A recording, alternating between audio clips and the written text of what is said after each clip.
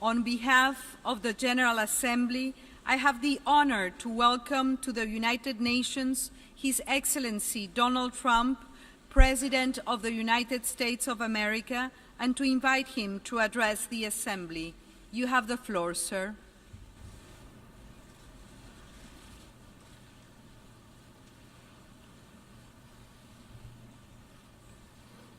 Madam President, Mr. Secretary General, world leaders, ambassadors, and distinguished delegates, 1 year ago I stood before you for the first time in this grand hall.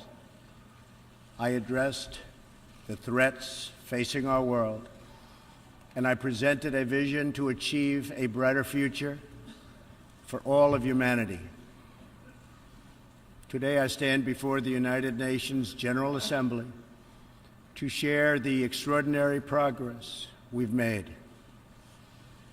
In less than 2 years, my administration has accomplished more than almost any administration in the history of our country. America's so true.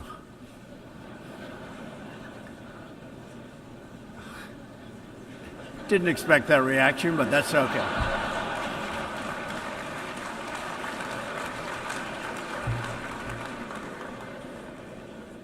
America's economy is booming like never before. Since my election, we've added $10 trillion in wealth. The stock market is at an all-time high in history, and jobless claims are at a 50-year low.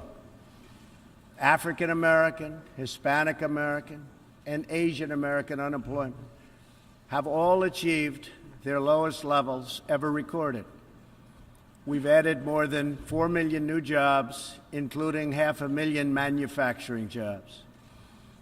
We have passed the biggest tax cuts and reforms in American history. We've started the construction of a major border wall, and we have greatly strengthened border security. We have secured record funding for our military, $700 billion this year and $716 billion next year. Our military will soon be more powerful than it has ever been before. In other words, the United States is stronger, safer, and a richer country than it was when I assumed office less than 2 years ago. We are standing up for America and for the American people, and we are also standing up for the world.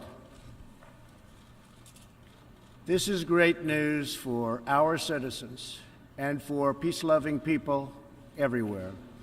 We believe that when nations respect the rights of their neighbors and defend the interests of their people, they can better work together to secure the blessings of safety, prosperity, and peace. Each of us here today is the emissary of a distinct culture, a rich history, and a people bound together by ties of memory, tradition, and the values that make our homelands like nowhere else on earth. That is why America will always choose independence and cooperation over global governance, control, and domination. I honor the right of every nation in this room to pursue its own customs, beliefs, and traditions. The United States will not tell you how to live or work or worship. We only ask that you honor our sovereignty in return. From Warsaw to Brussels to Tokyo to Singapore, it has been my highest honor to represent the United States abroad. I have forged close relationships and friendships and strong partnerships with the leaders of many nations in this room, and our approach has always yielded incredible change. With support from many countries here today, we have engaged with North Korea to replace the specter of conflict with a bold and new push for peace. In June, I traveled to Singapore to meet face-to-face with North Korea's leader, Chairman Kim Jong-un. We had highly productive conversations and meetings, and we agreed that it was in both countries' interest to pursue the denuclearization of the Korean Peninsula. Since that meeting, we have already seen a number of encouraging measures that few could have imagined only a short time ago. The missiles and rockets are no longer flying in every direction. Nuclear testing has stopped. Some military facilities are already being dismantled. Our hostages have been released, and as promised, the remains of our fallen heroes are being returned home to lay at rest in American soil. I would like to thank Chairman Kim for his courage and for the steps he has taken, though much work remains to be done. The sanctions will stay in place until denuclearization occurs. I also want to thank the many member states who helped us reach this moment, a moment that is actually far greater than people would understand, far greater, but for also their support and the critical support that we will all need going forward. Special thanks to President Moon of South Korea, Prime Minister Abe of Japan, and President Xi of China. In the Middle East, our new approach is also yielding great strides and very historic change.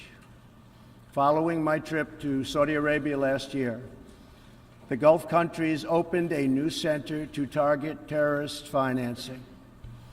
They are enforcing new sanctions, working with us to identify and track terrorist networks, and taking more responsibility for fighting terrorism and extremism in their own region. The UAE, Saudi Arabia, and Qatar have pledged billions of dollars to aid the people of Syria and Yemen, and they are pursuing multiple avenues to ending Yemen's horrible, horrific civil war. Ultimately, it is up to the nations of the region to decide what kind of future they want for themselves and their children.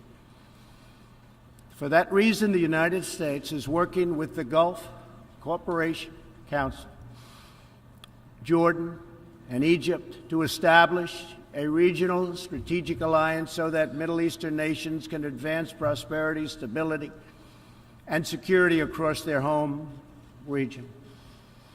Thanks to the United States military and our partnership with many of your nations, I am pleased to report that the bloodthirsty killers known as ISIS have been driven out from the territory they once held in Iraq and Syria. We will continue to work with friends and allies to deny radical Islamic terrorists any funding, territory, or support, or any means of infiltrating our borders. The ongoing tragedy in Syria is heartbreaking.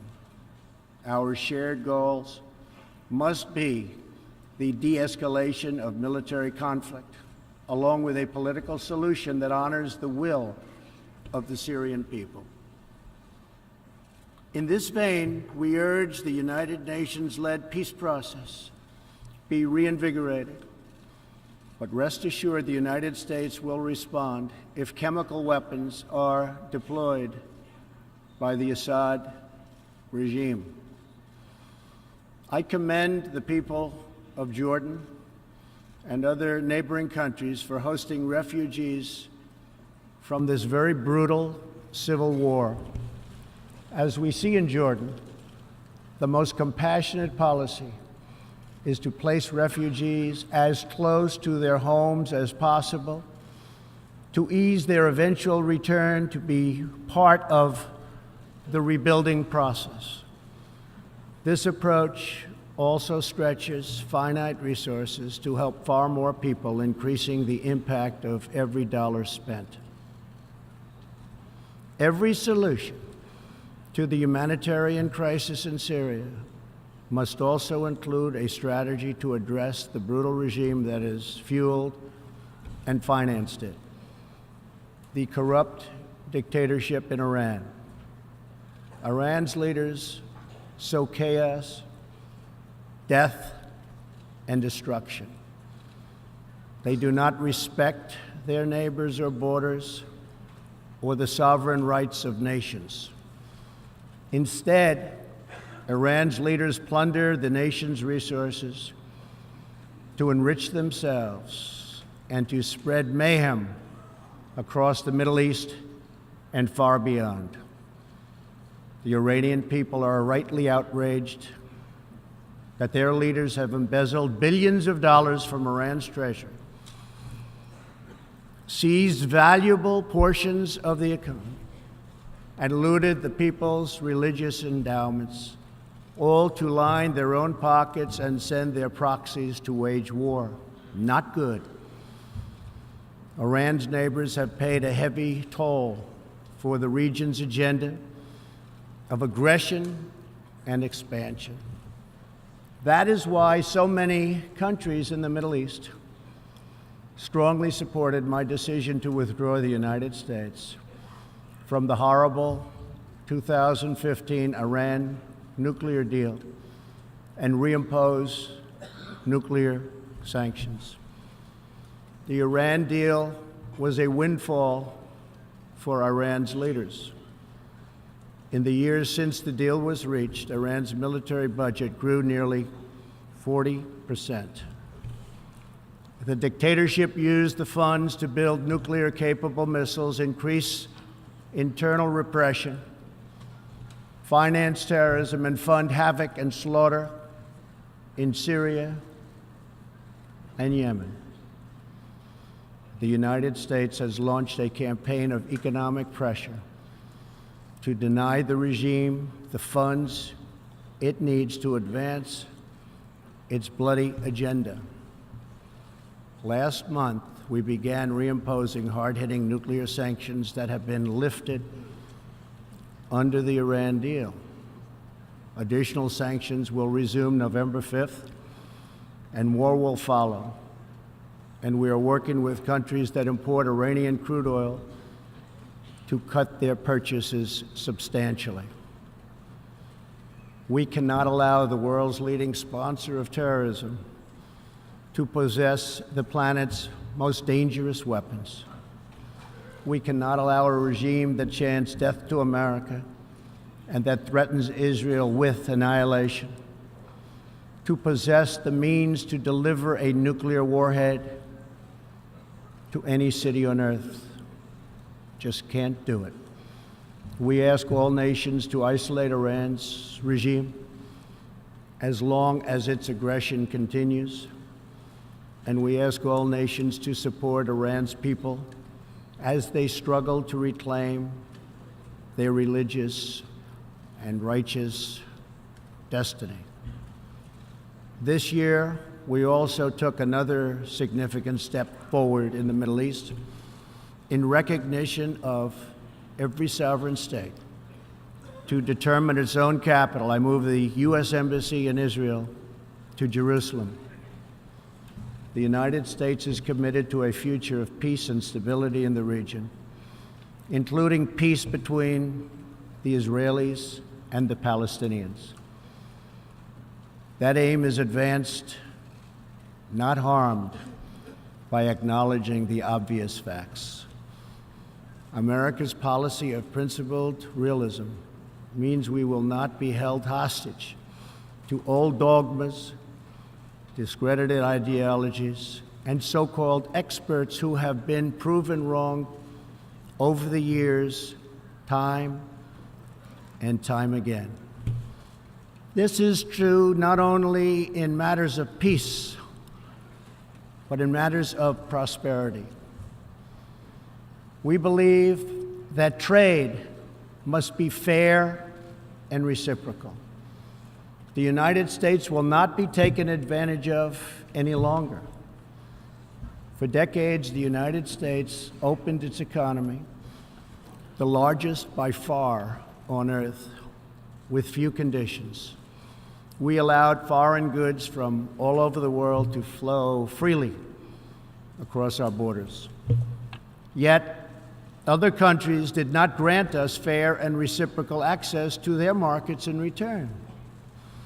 Even worse, some countries abused their openness to dump their products, subsidize their goods, target our industries, and manipulate their currencies to gain unfair advantage over our country.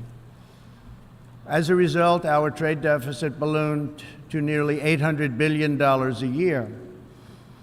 For this reason, we are systematically renegotiating broken and bad trade deals. Last month, we announced a groundbreaking U.S.-Mexico trade agreement. And just yesterday, I stood with President Moon to announce the successful completion of the brand new U.S.-Korea trade deal. And this is just the beginning. Many nations in this hall will agree that the world trading system is in dire need of change. For example, countries were admitted to the World Trade Organization that violate every single principle on which the organization is based. While the United States and many other nations play by the rules, these countries use government-run industrial planning and state-owned enterprises to rig the system in their favor. They engage in relentless product dumping, forced technology transfer, and the theft of intellectual property. The United States lost over 3 million manufacturing jobs, nearly a quarter of all steel jobs, and 60,000 factories after China joined the WTO. And we have racked up $13 trillion in trade deficits over the last 2 decades. But those days are over. We will no longer tolerate such abuse. We will not allow our workers to be victimized, our companies to be cheated, and our wealth to be plundered and transferred. America will never apologize for protecting its citizens. The United States has just announced tariffs on another $200 billion in Chinese-made goods, for a total so far of $250 billion. I have great respect and affection for my friend, President Xi, but I have made clear our trade imbalance is just not acceptable. China's market distortions and the way they deal cannot be tolerated. As my administration has demonstrated, America will always act in our national interests. I spoke before this body last year and warned that the UN Human Rights Council had become a grave embarrassment to this institution, shielding egregious human rights abusers while bashing America and its many friends. Our ambassador to the United Nations, Nikki Haley, laid out a clear agenda for reform, but despite reported and repeated warnings, no action at all was taken. So the United States took the only responsible course. We withdrew from the Human Rights Council, and we will not return until real reform is enacted. For similar reasons, the United States will provide no support in recognition to the International Criminal Court. As far as America is concerned, the ICC has no jurisdiction, no legitimacy, and no authority. The ICC claims near universal jurisdiction over the citizens of every country, violating all principles of justice, fairness, and due process.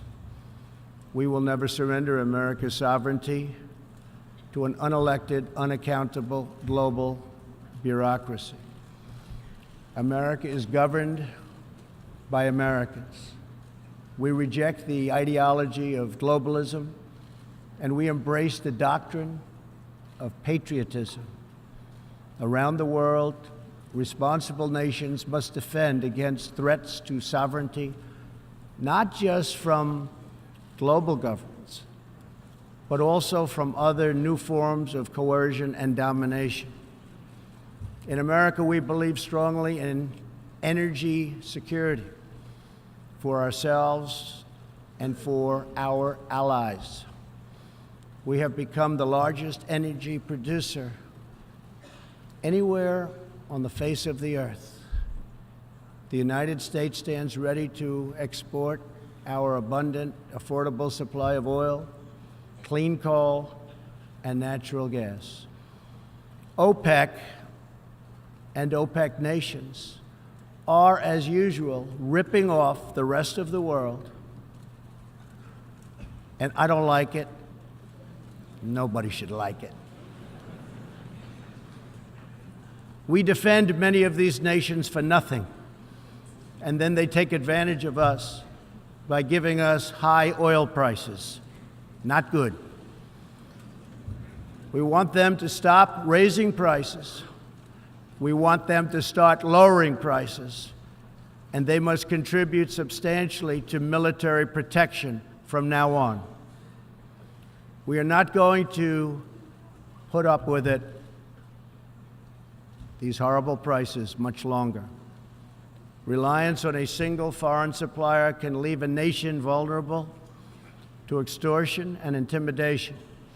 That is why we congratulate European states such as Poland for leading the construction of a Baltic pipeline so that nations are not dependent on Russia to meet their energy needs. Germany will become totally dependent on Russian energy if it does not immediately change course. Here in the Western Hemisphere, we are committed to maintaining our independence from the encroachment of expansionist foreign powers. It has been the formal policy of our country since President Monroe that we reject the interference of foreign nations in this hemisphere and in our own affairs. The United States has recently strengthened our laws to better screen foreign investments in our country for national security threats. And we welcome cooperation with countries in this region and around the world that wish to do the same. You need to do it for your own protection. The United States is also working with partners in Latin America to confront threats to sovereignty from uncontrolled migration. Tolerance for human struggling and human smuggling and trafficking is not humane. It's a horrible thing that's going on at levels that nobody has ever seen before. It's very, very cruel. Illegal immigration funds criminal networks, ruthless gangs, and the flow of deadly drugs. Illegal immigration exploits vulnerable populations, hurts hardworking citizens, and has produced a vicious cycle of crime, violence, and poverty. Only by upholding national borders, destroying criminal gangs, can we break this cycle and establish a real foundation for prosperity. We recognize the right of every nation in this room to set its own immigration policy in accordance with its national interests, just as we ask other countries to respect our own right to do the same, which we are doing. That is one reason the United States will not participate in the new global compact on migration. Migration should not be governed by an international body unaccountable to our own citizens. Ultimately, the only long-term solution to the migration crisis is to help people build more hopeful futures in their home countries, make their countries great again. Currently, we are witnessing a human tragedy, as an example, in Venezuela. More than 2 million people have fled the anguish inflicted by the socialist Maduro regime and its Cuban sponsors. Not long ago, Venezuela was one of the richest countries on earth.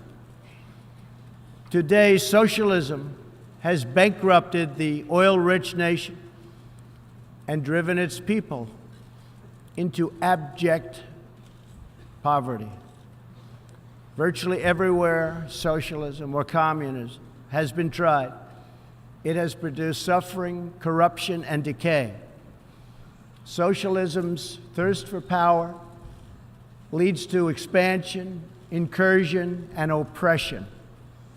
All nations of the world should resist socialism and the misery that it brings to everyone.